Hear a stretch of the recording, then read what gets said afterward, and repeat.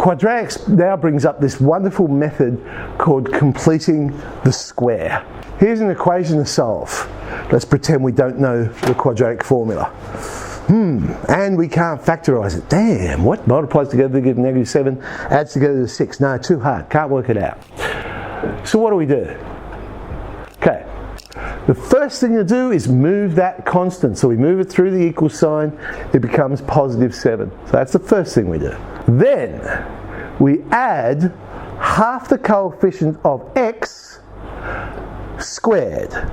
So not half the coefficient of x squared, but half the coefficient of x squared.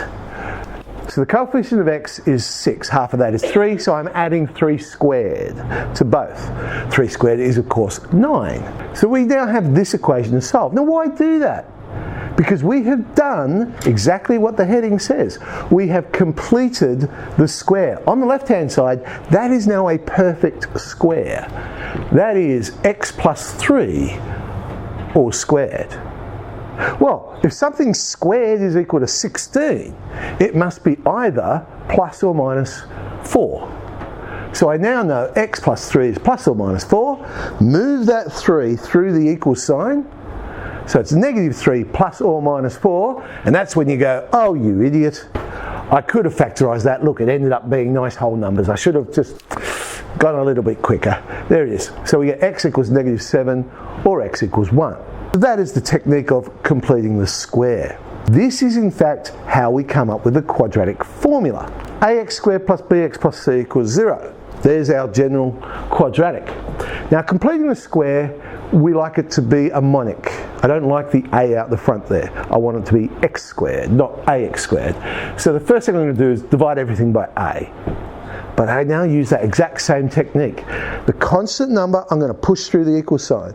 So I now have -c on a on the right hand side. Now I will add half the coefficient of x squared. Well, the coefficient of x is b on a.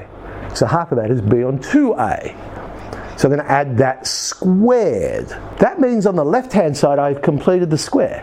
So it's x plus b on 2a all squared. On the right hand side I have -c on a plus, now squaring that fraction we get b squared on 4a squared. Bit of an algebraic fraction question to do on the right hand side, but something familiar starts popping out.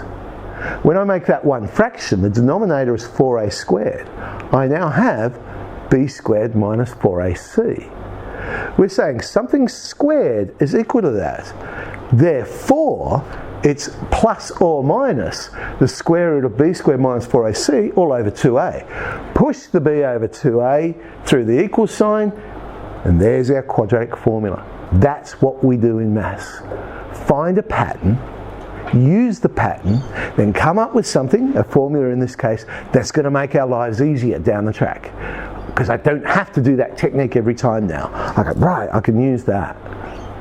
Be warned in the test, of course, if they specify do this by completing the square, then you've got to use the whole method.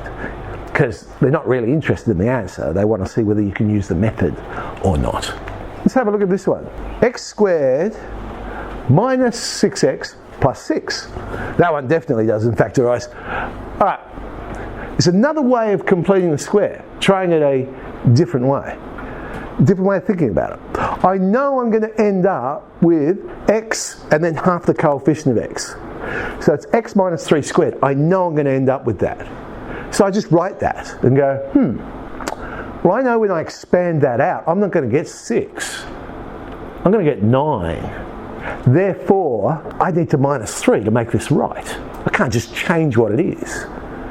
Then, difference of 2 squares. So I must have x minus 3 plus the square root of 3, x minus 3 minus the square root of 3. So what's x? Well, it must be 3 minus the square root of 3, or 3 plus the square root of 3.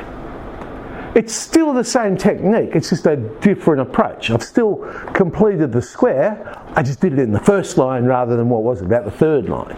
Different approach. Becomes very useful if you're ever dealing with complex numbers. But don't worry, that's extension 2 for those of you who end up doing the extension 2. Whoa, that was quick. Come back.